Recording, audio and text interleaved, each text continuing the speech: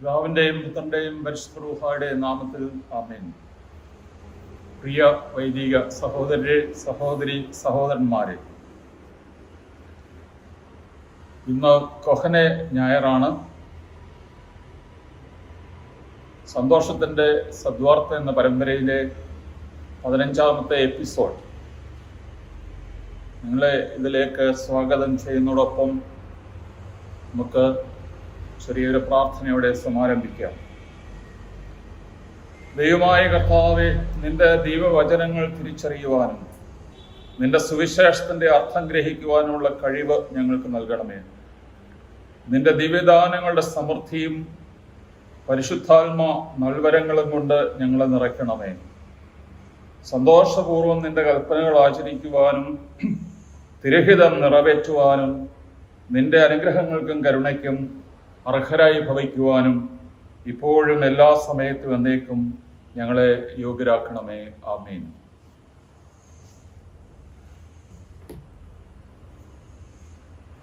ഇന്നത്തെ സുവിശേഷ ഭാഗം വിശുദ്ധ മത്തായിയുടെ സുവിശേഷത്തിലെ 24-ാം അധ്യായം 45 മുതൽ 51 വരെയുള്ള വാക്യങ്ങൾ. തൻ്റെ ഭവനത്തിലുള്ളവർക്ക് കൃത്യസമയത്ത് ഭക്ഷണം കൊടുക്കുവാൻ യജമാനൻ നിയോഗിച്ച വിശ്വസ്തനും വിവേകിയുമായ ഭൃത്യൻ ആരാണ്? യജമാനൻ വരുമ്പോൾ അപ്രകാരം ചെയ്യുന്നതായി കാണപ്പെടുന്ന ഭൃത്യൻ ഭാഗ്യവാൻ. സത്യമായി ഞാൻ നിങ്ങളോട് പറയുന്നു, യജമാനൻ അവനെ തൻ്റെ വസ്തുക്കളുടെ എല്ലാം മേൽനോട്ടക്കാരനായി നിയമിക്കും.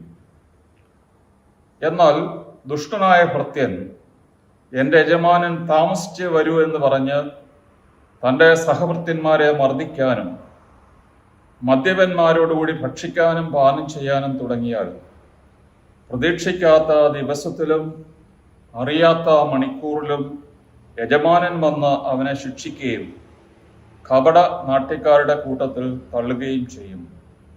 അവിടെ വിലാപവും പല്ലുകടിയുമായിരിക്കും. ദൈവമേ, സ്തുതിക്ക് യോഗ്യമാകുന്നു. പാറയ്ക്കുന്നു.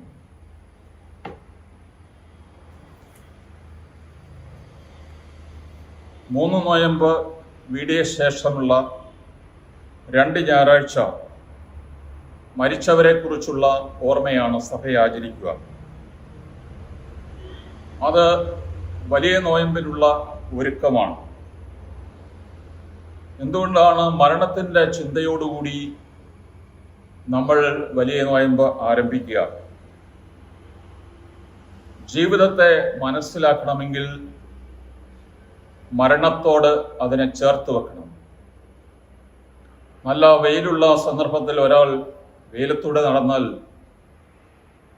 അയാളുടെ നിഴൽ കൂടെ പരുന്നത് പോലെ നമ്മുടെ ജീവനോടൊപ്പം മരണവും കൂടെ നടക്കുന്നു എന്നുള്ളതാണ് വാസ്തവം. 1 വർഷം മുമ്പ് ആരംഭിച്ച കോവിഡ് മുഖാന്തരം എത്ര പേര് ലോകത്തിൽ മരിച്ചു എന്ന് ഇന്നലെ ഞാൻ കണക്ക് നോക്കുകയുണ്ടായി. ഔദ്യോഗികമായ കണക്കനുസരിച്ച് ഏതാണ്ട് 22.5 ലക്ഷം മനുഷ്യര് ഭൂലോകത്ത് മരിച്ചു. എന്നാൽ ഏറ്റവും വലിയ രാജ്യങ്ങളായ ചൈന, ഇന്ത്യ പോലുള്ള രാജ്യങ്ങളിൽ നിന്ന് ശരിയായ കണക്ക് കിട്ടുന്നില്ല എന്ന് പലരും പരാതി പറയാറുണ്ട്. അതുകൊണ്ട് 22.5 ലക്ഷത്തിന് ചിലപ്പോൾ നേരെ ഇരട്ടിയായിരിക്കും യഥാർത്ഥ സംഖ്യ. നാം ഓർക്കേണ്ടത്, കഴിഞ്ഞ വർഷം നമ്മളോടൊത്ത് ഈ ഭൂമുഖത്തുണ്ടായിരുന്ന കുറഞ്ഞ പക്ഷം, ഏറ്റവും കുറഞ്ഞ സംഖ്യ പറയാണ്, 30 ലക്ഷം പേര് ഇപ്പോഴില്ല. മരണം ഒരു വലിയ യാഥാർത്ഥ്യമാണ്. മത്തായിയുടെ സുവിശേഷത്തിലെ 24-25 അധ്യായങ്ങൾ കർത്താവിൻ്റെ രണ്ടാമത്തെ വരവിനെ കുറിച്ച് പ്രതിപാദിക്കുന്ന ഭാഗങ്ങളാണ്. ഇന്ന് നമ്മൾ വായിച്ചു കേട്ട ഭാഗമാകട്ടെ ഒരു വലിയ ചോദ്യത്തോടു കൂടിയാണ് യേശു ആരംഭിക്കുക. തൻ്റെ ഭവനത്തിലുള്ളവർക്ക് തക്ക സമയത്ത് ഭക്ഷണം നൽകുവാൻ യജമാനൻ നിയോഗിച്ച വിശ്വസ്തനും വിവേകിയുമായ ഭൃത്യൻ ആരാണ്? ഒരു ചോദ്യത്തോടുകൂടി ആരംഭിക്കുമ്പോൾ ഒരു ഉത്തരം നമ്മൾ പ്രതീക്ഷിക്കുന്നുണ്ട്. ഇവിടെ ദൂലോസ്, ഗ്രീക്ക് ഭാഷയിലെ ദൂലോസ് ഭൃത്യൻ അല്ലെങ്കിൽ ദാസനാണ്. എന്നാൽ നമ്മൾ അദ്ദേഹത്തിൻ്റെ ജോലി നോക്കുമ്പോൾ ഹീനമായ ജോലി ചെയ്തിരുന്ന ദൂലോസിൻ്റെ കർമ്മങ്ങളല്ല അല്ലെങ്കിൽ കർത്തവ്യങ്ങളല്ല പറഞ്ഞിരിക്കുന്നത്. പിന്നെ ഒരു കാര്യസ്ഥൻ്റെ ജോബ് ഡിസ്ക്രിപ്ഷനാണ്. ഇവിടെ ഒരു പ്രധാനിയായ കാര്യസ്ഥൻ യജമാനന്റെ അഭാവത്തിൽ സ്വന്തം വീട്ടിൽ, ഒരു ചെറിയ വീടൊന്നുമല്ല, ഒരു വലിയ പ്രഭുവിന്റെ വീട് സങ്കല്പിക്കുക. അവിടെ നൂറുകണക്കിന് ജോലിക്കാരുണ്ടാകും. ഈ ജോലിക്കാർക്ക് എല്ലാ ദിവസവും അല്ലെങ്കിൽ എല്ലാ ആഴ്ചയിലും കൂലി കൊടുക്കണം. അന്ന് കൂടുതലും പണമായിട്ടല്ല, ഭക്ഷണ സാധനങ്ങളായിട്ടാണ് കൊടുത്തിരുന്നത്. അതിനാൽ ഓരോരുത്തരുടെയും ജോലിക്കനുസരിച്ച് കൃത്യസമയത്ത് അപ്പോയിന്റഡ് ടൈം കൂലി കൊടുക്കാൻ നിയോഗിക്കപ്പെട്ട ഒരാളായിരുന്നു ഇത്. വിശ്വസ്തൻ വിവേകി, പീസ്റ്റോസ് കായി ഫ്രോണിമോസ്. പീസ്റ്റോസ് വിശ്വസ്തൻ, ശരി. ഫ്രോണിമോസ് എന്ന് പറഞ്ഞ ഇന്റലിജന്റ് എന്നാണ് അർത്ഥം. എന്നാൽ ഇവിടുത്തെ പ്രത്യേകമായ അർത്ഥം വിവേകി എന്നുള്ളതാണ്. ബുദ്ധി ഉള്ളവൻ വിവേകം കാണിക്കണം നിർബന്ധമില്ല. തൻ്റെ ബുദ്ധി തക്ക സമയത്ത് പ്രയോഗിക്കുന്ന ഒരാളാണ് വിവേകി. അതിനാൽ യജമാനൻ വിവേകിയായ വിശ്വസ്തനായ ഈ മനുഷ്യൻ എന്താണ് ചെയ്തത്, അല്ലെ എന്താണ് ചെയ്യുക? യജമാനൻ താമസിയാതെ വരുമെന്ന് അവൻ വിശ്വസിക്കുന്നു. അത് കാരണത്താൽ അവൻ യജമാനനെ അനുസരിക്കാൻ തയ്യാറാവും. കൃത്യ സമയത്തും കൃത്യ അളവിലും അദ്ദേഹത്തിൻ്റെ വീട്ടിലെ ജോലിക്കാർക്ക് കൂലി കൊടുക്കാൻ, ഭക്ഷണം കൊടുക്കാൻ അദ്ദേഹം ശ്രദ്ധിക്കുന്നു. യജമാനൻ ഏൽപ്പിച്ചിട്ട് പോയ കടമയോട് വിശ്വസ്തത കാണിക്കുന്നു. യജമാനൻ എപ്പോൾ വരുമോ അപ്പോൾ വരെ അയാൾ ക്ഷമയോടെ കാത്തിരിക്കും. ഈ ക്രിസ്തീയമായ വിശ്വാസത്തിൽ ക്ഷമയും ഉണ്ട്, അക്ഷമയുമുണ്ട്. ചില ചിന്തകർ പറയുന്നു Christian faith is faith on tip toe എന്ന് പറഞ്ഞാൽ പെരുവിരലിൽ കുത്തി നിന്ന് നമുക്ക് കാണാൻ പ്രയാസമുള്ള ദൂരെയുള്ള കാഴ്ചകൾ നമ്മൾ സ്വല്പം ഉയർന്നു നിന്ന് ഇങ്ങനെ കണ്ണിന് മുകളിൽ കൈ പിടിച്ചുകൊണ്ട് നോക്കാറുണ്ട്. അതാണ് ഫെയ്ത്ത് ഓൺ ടിപ് ടോ എന്ന് പറയുന്നത്. യജമാനൻ എപ്പോൾ വരും എന്നുള്ള ആകാംക്ഷയിൽ അവന് സ്വല്പം അക്ഷമയുമുണ്ട്. യജമാനന്റെ വീട്ടിൽ അടുക്കും ചിട്ടയുമുണ്ട്, വൃത്തിയും അതുപോലെ വേലക്കാരുടെ ഇടയിൽ ഐക്യവുമുണ്ട്. അങ്ങനെയുള്ള മനുഷ്യനെ യേശു വിളിക്കുന്നത് മക്കാരിയോസ് എന്ന പദം കൊണ്ടാണ്. Blessed is he. നമുക്കറിയാം അഷ്ടസൗഭാഗ്യങ്ങളിലെ എല്ലാ സൗഭാഗ്യവും മക്കാരിയോസ് അല്ലെ മക്കാരിയോയി പ്ലൂറലിൽ ആണ് ആരംഭിക്കുക. ഇവൻ എന്തുകൊണ്ടാണ് ഭാഗ്യവാനായത്? യജമാനൻ തിരികെ എത്തുമ്പോൾ അവന്റെ സ്വത്തിന്റെ മുഴുവൻ മേലധികാരിയായിട്ട് അവനെ നിയമിക്കും എന്നുള്ളതാണ്. അതിനാൽ ഇവിടെ റിവാർഡ്, പ്രതിഫലം വെറുതെ ഇരിക്കാനുള്ള ഒരു സംഗതിയല്ല. പലപ്പോഴും നിത്യജീവൻ നിത്യവിശ്രമമാണ് എന്ന് നമ്മളൊക്കെ പറഞ്ഞു പിടിപ്പിക്കാറുണ്ട്. അങ്ങനെ ബൈബിളിൽ ചില പരാമർശങ്ങളുണ്ട്. വിശ്രമത്തിലേക്ക് പ്രവേശിക്കുക, ഈ ഭൂമിയിലെ അല്ലലും അലച്ചിലും കണ്ണുനീരും രോഗവും വേദനയും ഒന്നുമില്ലാതെ നിത്യമായി വിശ്രമിക്കാൻ സാധിക്കുക. നമ്മുടെ പ്രാർത്ഥനകളിലും നിത്യവിശ്രമത്തെക്കുറിച്ചൊക്കെയുള്ള പരാമർശങ്ങളുണ്ട്. എന്നാൽ ഇവിടെ വിശ്രമിക്കുകയല്ല, കൂടുതലായിട്ടുള്ള ആക്ടിവിറ്റി, കൂടുതലായിട്ടുള്ള ചുമതലകൾ ഏൽപ്പിക്കുകയാണ്. കർത്താവ് ശിഷ്യന്മാരെ കുറിച്ച് പറഞ്ഞപ്പോൾ യേശു പറഞ്ഞു, മത്തായിയുടെ സുവിശേഷം 19-ാം അധ്യായം 28-ാം വാക്യം, സ്ലീഹന്മാരുടെ പ്രതിഫലം എന്താണ്? മനുഷ്യപുത്രൻ തൻ്റെ മഹത്വത്തിൽ വരുമ്പോൾ സിംഹാസനസ്ഥനാവും വിധിക്കായി. എന്നാൽ കർത്താവിനോട് ചേർന്ന് നിന്ന് കർത്താവിനെ സ്നേഹിച്ച, കർത്താവിനെ പിൻഗമിച്ച ശിഷ്യന്മാർ 12 സിംഹാസനങ്ങളിലിരുന്ന് ഇസ്രായേലിന്റെ 12 ഗോത്രങ്ങളെ വിധിക്കും.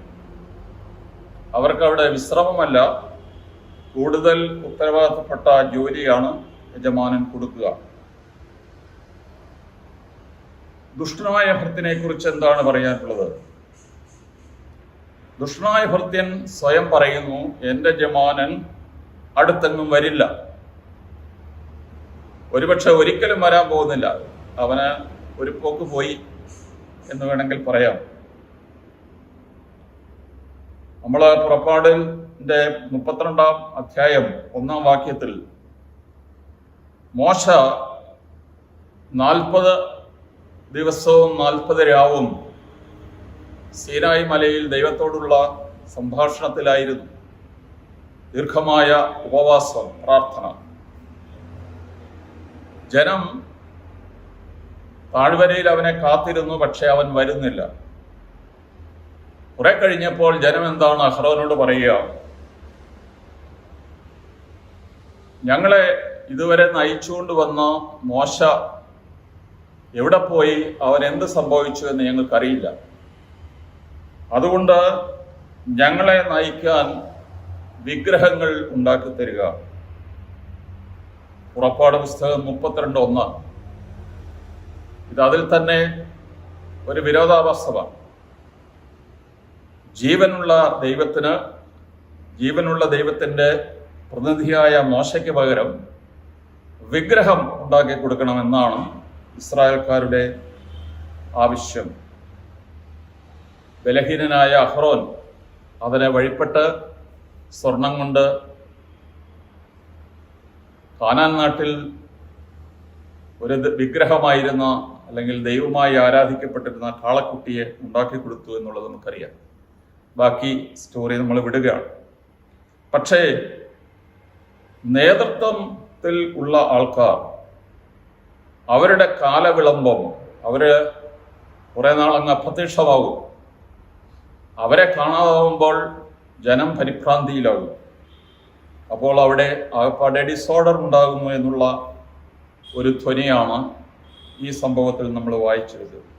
യജമാനന്റെ തിരിച്ചുവരവിനെ കുറിച്ച് ശ്രദ്ധിക്കുന്നില്ല.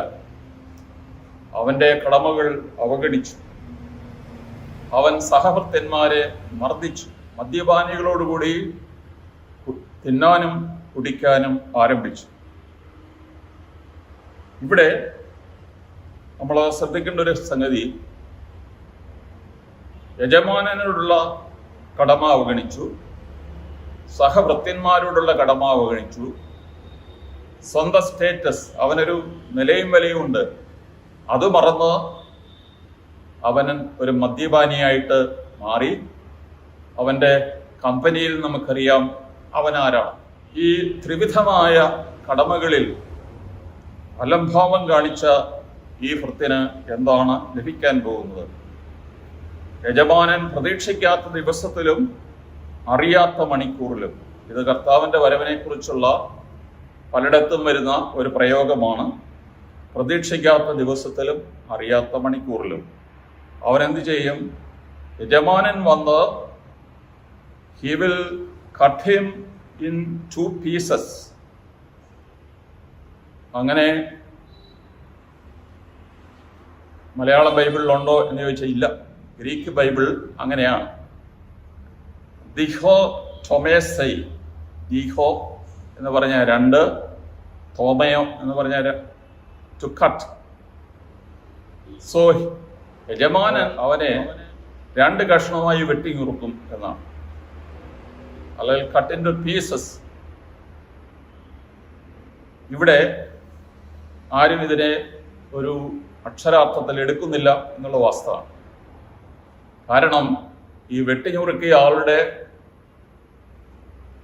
പ്രതിഫലം ഹിപ്പോക്രിറ്റ്സ്, പൊയ്മുഖധാരി എന്നാണ് എൻ്റെ അർത്ഥം. ഹിപ്പോക്രിറ്റ്, അവൻ്റെ പുറത്തോട്ട് പ്രത്യക്ഷപ്പെടുന്ന ഒന്ന്, അകത്തുള്ളത് വേറൊന്ന്.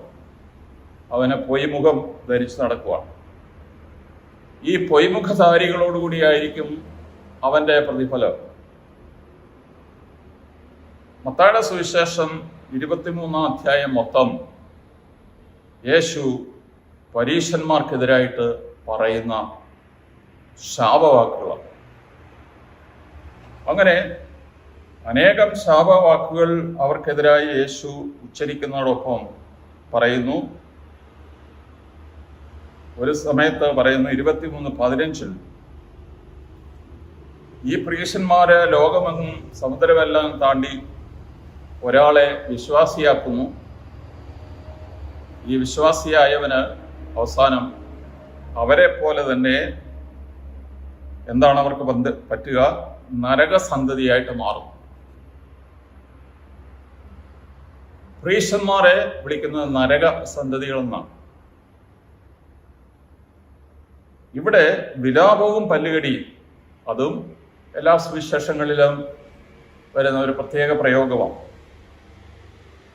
നിത്യവിധിയുടെ സമയത്ത് ഒരാൾ ദൈവത്തിൽ നിന്ന് നിത്യമായി വെട്ടി അകറ്റപ്പെടുമ്പോൾ അയാൾക്കുണ്ടാകുന്ന ശാരീരികവും മാനസികമായ കൊടിയ വേദനയാണ് ഇവിടെ വിലാപവും പല്ലുകടിയും എന്നുള്ള പ്രയോഗം കൊണ്ട് ഉദ്ദേശിക്കുന്നു. രണ്ടാമത്തെ നമ്മുടെ ചിന്ത, ഇതാരെക്കുറിച്ചാണ് യേശു പറയുന്നത്? യേശു പലപ്പോഴും സംസാരിച്ചുകൊണ്ടിരുന്നപ്പോൾ ശിഷ്യന്മാര് കർത്താവിനോട് ചോദിച്ചു, കർത്താവ്, ഇത് ആരെക്കുറിച്ചാണ് നീ പറയുന്നത്? ഞങ്ങളെക്കുറിച്ചാണോ ഈ ജനക്കൂട്ടത്തെക്കുറിച്ചാണോ? ഉദാഹരണം, ലൂക്കായുടെ സുവിശേഷം 12:41, കർത്താവെ, നീ ഉപമ പറയുന്നത് ഞങ്ങൾക്ക് വേണ്ടിയോ എല്ലാവർക്കും വേണ്ടിയോ? തീർച്ചയായിട്ടും ഈ ഭൂമിയിൽ എല്ലാ മനുഷ്യർക്കും അവരുടെ കടമകളുണ്ട്, ചെറുതോ വലുതുമായിട്ടുള്ള കടമകൾ. അവിടെ നമ്മൾ വിശ്വസ്തരായിരിക്കണമെന്ന് ദൈവം പ്രതീക്ഷിക്കുന്നു. അങ്ങനെ ഒരളവിൽ നമുക്ക് പറയാം, എല്ലാ മനുഷ്യരെ കുറിച്ചുമാണ് കർത്താവ് ഉപമ പറഞ്ഞത്. എന്നാൽ ഒരു പ്രത്യേകമായ അർത്ഥത്തിൽ തൻ്റെ ഭവനത്തിൽ ഉള്ളവർക്ക് നടത്തുന്ന ശുശ്രൂഷയാണ് ഇത്. ആരെക്കുറിച്ചാണ് ഈ ഭവനം എന്ന് പറയുന്നത്? എബ്രായ ലേഖനം 3-ാം അധ്യായം 2-ാം വാക്യത്തിൽ പറയുന്നു, കർത്താവിന്റെ ദാസനായ മോശ ദൈവഭവനത്തിൽ വിശ്വസ്തനായിരുന്നു. അവിടെ ദൈവഭവനം എന്ന് പറയുന്നത് ഒരു കെട്ടിടത്തിന്റെ കാര്യമല്ല, ഇസ്രായേൽ സമൂഹത്തിന്റെ കാര്യമാണ്. അതുപോലെ കർത്താവായ യേശു മിശിഹായും കർത്താവിന്റെ ഭവനത്തിൽ വിശ്വസ്തനായിരുന്നു. പക്ഷേ മോശയും ക്രിസ്തുവും തമ്മിലുള്ള വ്യത്യാസം, മോശ ഭൃത്യനെ പോലെയായിരുന്നു, എന്നാൽ യേശുവാകട്ടെ മകനെ പോലെയായിരുന്നു, പുത്രനെ പോലെയായിരുന്നു. ക്രിസ്തു പിതാവിനോട് വിശ്വസ്തനായിട്ട് ജീവിച്ചു. 1 കോരിന്തി 4-ാം അധ്യായം 1-2 വാക്യങ്ങൾ. കൊറിന്ത്യരുമായിട്ട് പൗലോസ് വളരെ നല്ല ബന്ധത്തിലായിരുന്നു. എന്നാൽ ചില വേദഭാഗങ്ങളിൽ കൊറിന്ത്യരുമായിട്ട് മല്ലുപിടിക്കുന്ന പൗലോസിനെ നമ്മൾ കാണും. അവരുടെ ഇടയിലുണ്ടായ തെറ്റിദ്ധാരണകളൊക്കെ തിരുത്താനായിട്ട് പൗലോസ് ശ്രമിക്കുന്നു. പൗലോസിന്റെ അപ്പസ്തോലത്വം തന്നെ അവര് ചോദ്യചിഹ്നമായിട്ടിട്ടു. ഇവൻ നമ്മുടെ ഇടയിൽ വന്ന് പ്രവർത്തിക്കുന്നത് ശരിയായ ഉദ്ദേശത്തോടു കൂടിയാണോ, അതോ കാശിന് വേണ്ടിയാണോ, സ്ഥാനത്തിന് വേണ്ടിയിട്ടാണോ എന്നൊക്കെ ചില മനുഷ്യരെങ്കിലും കോറിന്തോസിൽ ചോദിച്ചു. അതിന് മറുപടിയായിട്ട് പൗലോസ് പറയുകയാണ്, ക്രിസ്തുവിൻ്റെ ദാസന്മാരും ദൈവരഹസ്യങ്ങളുടെ കാര്യസ്ഥരുമായിട്ട് വേണം ഞങ്ങളെ നിങ്ങൾ പരിഗണിക്കാൻ. കാര്യസ്ഥർക്ക് വിശ്വസ്തത കൂടിയേ തീരൂ. വളരെ പ്രധാനപ്പെട്ട കാര്യമാണ്. പുതിയ നിയമത്തില് ഇത് കൊഹനെ ഞായറാണ്. ആരാണ് ഒരു കഹന അല്ലെങ്കിൽ കൊഹനോ? ക്രിസ്തുവിൻ്റെ ദാസൻ, ദൈവിക രഹസ്യങ്ങളുടെ കാര്യസ്ഥൻ.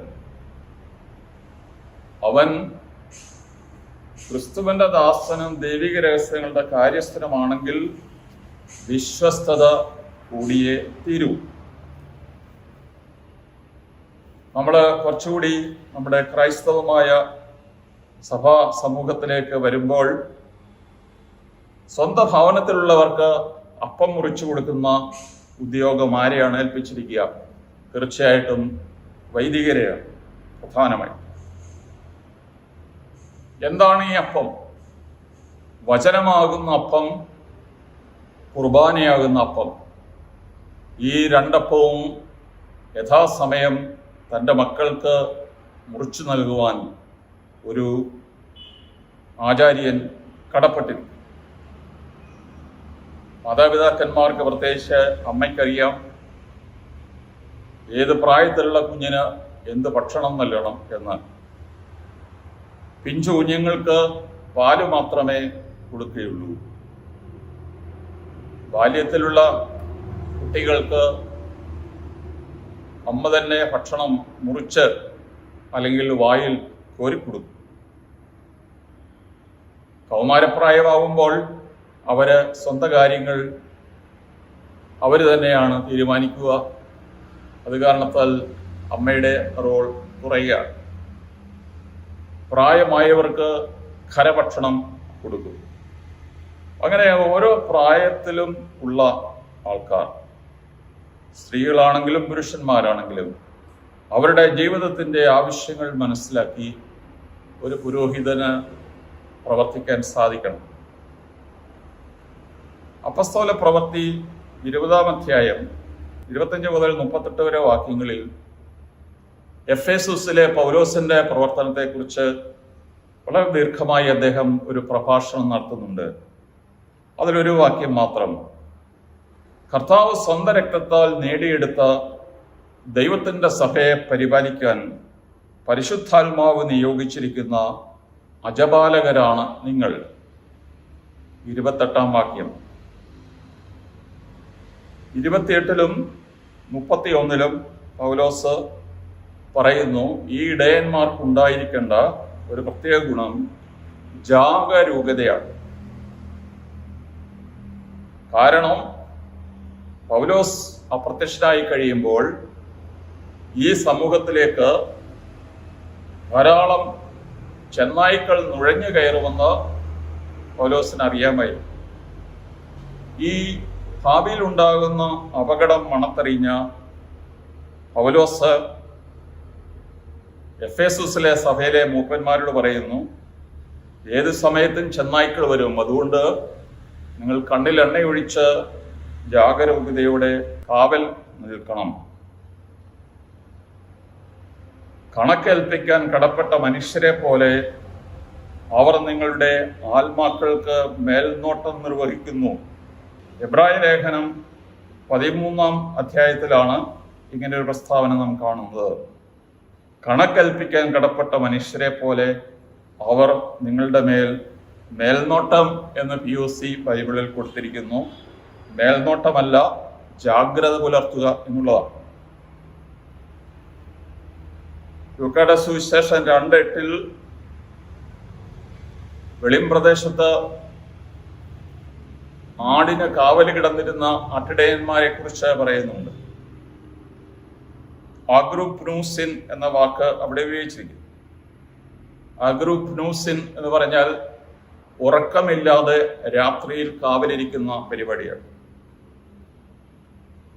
എപ്പിസ്കോപ്പയോ കാവല്, അതും ഒരു ഓവർസൈറ്റാണ്. ഫുലാസോ എന്ന വാക്ക് ടു ഗാഡ് എന്നർത്ഥമുണ്ട്, കീപ് വിജിൽ എന്നർത്ഥമുണ്ട്. ഗ്രെഗോറിയോ എന്ന വാക്ക് ഗ്രിഗോറിയോസ്, നമുക്കറിയാം വാക്കിന്റെ അർത്ഥം ജാഗ്രതയുള്ളവൻ എന്നാണ്, കാവലിരിക്കുന്നവൻ. അതിനാൽ അനേകം ഇതുപോലുള്ള വാക്കുകളിൽ നമ്മൾ മനസ്സിലാക്കുന്നത് തൻ്റെ ആട്ടിൻകൂട്ടത്തിൻ്റെ മേൽ നിതാന്തമായ ജാഗ്രത പുലർത്തുന്ന ഒരിടയനെ കുറിച്ചാണ്. നമുക്ക് കോവിഡിന്റെ ഒരു വർഷം കടന്നു പോവുകയാണ്. കോവിഡിന്റെ കാലത്ത് നമ്മൾ സാധാരണ ചെയ്യുന്ന ഒന്നും നമുക്ക് ചെയ്യാൻ സാധിച്ചില്ല. ധാരാളം വിശ്രമ സമയം നമുക്ക് കിട്ടി. ഈ വിശ്രമ സമയത്ത് നമ്മൾ എന്ത് ചെയ്യുകയായിരുന്നു? ഈ ഒരു വർഷം കൊണ്ട് നമ്മുടെ സമൂഹത്തിൽ സംഭവിച്ച കാര്യങ്ങളൊക്കെ നമ്മൾ വിലയിരുത്തുമ്പോൾ നമുക്ക് അതിശയം വരികയാണ്. മനുഷ്യരുടെ വിശ്വാസങ്ങൾ തന്നെ മാറുന്നു, പതിവുകൾ മാറുന്നു. പള്ളിയോടും പട്ടക്കാരോടും ഉദാശകളോടുമുള്ള സമീപനത്തിൽ ഒക്കെ വ്യത്യാസം വരുന്നു. മനുഷ്യര് ബൈബിളോ അല്ലെങ്കിൽ മതാധികാരികളോ പറയുന്ന കാര്യങ്ങളെക്കാൾ വാട്സപ്പും ഫേസ്ബുക്കും ഒക്കെ വിശ്വസിക്കുന്നു. അപ്പോൾ നമ്മുടെ മനുഷ്യര് ചിന്ത കൊണ്ട് അകന്നു പോവുകയാണ്. നമ്മളറിയാതെ തന്നെ പൊളിറ്റിക്കലായിട്ടുള്ള ഗെയിൻസിന് വേണ്ടി, രാഷ്ട്രീയ ലാഭത്തിന് വേണ്ടിയിട്ട് ധാരാളം മനുഷ്യർ ഇതിൻ്റെ ഇടയിൽ പ്രവർത്തിക്കുന്നുണ്ട്. പ്രത്യേകിച്ച് ഈ ഇലക്ഷൻ്റെയൊക്കെ കാലത്ത് മതങ്ങളെ തമ്മിൽ അടുപ്പിക്കാനായിട്ട് ധാരാളം പേര് നിരന്തരമായിട്ട് പ്രവർത്തിക്കുന്നു എന്നുള്ളതിൻ്റെ അടയാളങ്ങൾ നമുക്ക് കാണാൻ സാധിക്കും. ഇതിലൊക്കെ നമ്മുടെ സ്വന്തം ആൾക്കാർ, സഭാവിശ്വാസികൾ തെറ്റിപ്പോകാനിടയുണ്ട്. അതുകൊണ്ട് ഉറക്കമല്ല വേണ്ടത്, നിതാന്തമായ ജാഗ്രതയാണ്. കർത്താവ് പറഞ്ഞു, അധികം ലഭിച്ചവനിൽ നിന്ന് അധികം ആവശ്യപ്പെടും, അധികം ഏൽപ്പിക്കപ്പെട്ടവനോട് അധികം ചോദിക്കും. ലൂക്കായുടെ സുവിശേഷം 12-ാം അധ്യായം 48-ാം വാക്യം. അതുകൊണ്ട് ഈ കൊഹന ഞായറിൽ ഈ അവസാനത്തെ വാക്യം ഓർത്ത് നമുക്ക് കുറച്ചുകൂടി ജാഗ്രതയുള്ളവരായിരിക്കാം. അധികം ലഭിച്ചവനിൽ നിന്ന് അധികം ആവശ്യപ്പെടും, അധികം ഏൽപ്പിക്കപ്പെട്ടവനോട് അധികം ചോദിക്കും. വൈദികരെ പോലെ ഇത്രയധികം കരുണയുടെ, കൃപയുടെ രഹസ്യങ്ങൾ ഏൽപ്പിക്കപ്പെട്ടത് വേറെ ആർക്കുണ്ട്? നമുക്ക് നമ്മുടെ മരിച്ചുപോയവരെ ഓർക്കാം. മരിച്ചുപോയ പട്ടക്കാരെ പ്രത്യേകമായി ഓർക്കാം. അവര് നമുക്ക് വിശ്വാസം പങ്കുവെച്ചു, വിശ്വാസത്തിൻ്റെ മാതൃകകളായിരുന്നു. വചനം മുറിച്ചും അപ്പം മുറിച്ചും അവർ നമ്മളെ പരിപോഷിപ്പിച്ചു. നമ്മൾ തെറ്റിപ്പോയപ്പോൾ അവർ നമ്മളെ തിരുത്തി, ശാസനകൾ നൽകി. അവര് നമുക്ക് വേണ്ടി നിരന്തരമായി പ്രാർത്ഥിച്ചു, ഉപവാസം അനുഷ്ഠിച്ചു, യാമപ്രാർത്ഥനകൾ ചൊല്ലി. ഇതെല്ലാം നമുക്ക് നന്ദിയോടെ ഓർക്കാം. അതുകൊണ്ട് പുരോഹിതന്മാരെ നാം ഓർക്കുമ്പോൾ, മേൽപ്പട്ടക്കാരെയും ശമാശന്മാരെയും ഒക്കെ ഒന്ന് ഓർക്കുമ്പോൾ, നമുക്ക് ആത്മീയ നേതൃത്വം നൽകിയവരെ നമുക്ക് നന്ദിയോടെ സ്മരിക്കാം. അവരുടെ ജീവിതത്തിൻ്റെ ആകത്തുക നമ്മൾ കണക്കിലെടുത്ത് എബ്രായ ലേഖനത്തിൽ പറയുന്നത് പോലെ അവരെ നമുക്ക് അനുകരിക്കാം. എബ്രായ ലേഖനം 13-ാം അധ്യായത്തിൽ പറയുന്നു, അവരെ അനുസരിക്കുകയും അവർക്ക് വിധേയപ്പെട്ടിരിക്കുകയും ചെയ്യാം. അനുസ്മരിക്കുക, അനുകരിക്കുക, അനുസരിക്കുക. അനു ചേർത്ത് 3 പദങ്ങൾ പറഞ്ഞിരിക്കുകയാണ്. നമ്മുടെ പരേതരായ മേൽപ്പട്ടക്കാരെയും പട്ടക്കാരെയും അവരുടെ ജീവിതത്തിൻ്റെ ആകത്തുക പരിഗണിച്ച് അവരെ അനുസ്മരിക്കുക, ഓർക്കുക. അവരുടെ ജീവിതത്തിൻ്റെ മാതൃകകൾ സ്വീകരിച്ച് അവരെ അനുകരിക്കുക. അവർക്ക് അനുസരണയോടെ വിധേയപ്പെട്ട് അവർക്ക് ഹൃദയത്തിൽ വേദനയില്ലാതെ നിങ്ങളെ ശുശ്രൂഷിക്കാൻ തക്കവണ്ണം സൗകര്യം ഒരുക്കുക. അതും അതിനകത്ത് പറയുന്നുണ്ട്, അവരുടെ മനസ്സിന് വേദന ഉണ്ടാകാത്ത രീതിയിൽ അവരെ സപ്പോർട്ട് ചെയ്ത് മുമ്പോട്ട് കൊണ്ടുപോവുക. അതിനാൽ ജീവിച്ചിരിക്കുന്നവരെ നമ്മൾ കരുതുന്നതോടൊപ്പം നമ്മുടെ മരിച്ചുപോയ പട്ടക്കാർക്കും മേൽപ്പട്ടക്കാർക്കും ഷമാശന്മാർക്കും വേണ്ടി ഈ ദിവസം നമുക്ക് പ്രത്യേകമായി പ്രാർത്ഥിക്കാം. പിതാവിനും പുത്രനും പരിശുദ്ധ റൂഹായിക്കും സ്തുതി ആദ്യം മുതൽ എന്നേക്കും.